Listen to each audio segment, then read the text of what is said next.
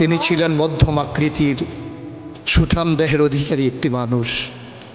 তার চুলগুলো ছিল ঘাড় পর্যন্ত প্রলম্বিত, হালকা হালকা কোঁকড়ানো।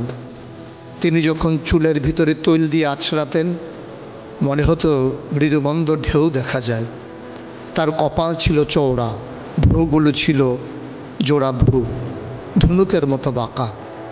চোখের পাতাগুলো ছিল ফুটন্ত গোলাপের গোলাপি রঙের এক একটি পাপড়ির মতো। তিনি কখনো বা যখন চোখের পলক ফেলতেন মনে হতো মৃদুমন্দ বাতাসে গোলাপ পাপড়ি যেন দোল খাচ্ছে। তার চোখের সাদা অংশ ছিল রক্তিমাভ সাদা, কালো অংশ ছিল কৃষ্ণ কালো। তার নাকটা ছিল খাড়া, নাকের ছিদ্রগুলো ছিল ছোট ছোট।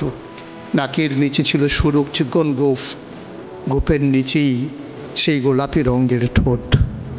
তার ঠোঁটগুলো যখন কখনো বা মুচকে হাসত, গোটা পৃথিবীর মানুষ অবাক বিস্ময়ে দেখত গোটা পৃথিবীতে যেন বিজলি চমকিয়েছে। তিনি কখনো বা যখন এই রাস্তা দিয়ে হেঁটে যেতেন, 1 মাস পরেও কখনো যখন সাহাবা হাঁটতেন, তার গায়ের জান্নাতি গন্ধ তারা পেতেন।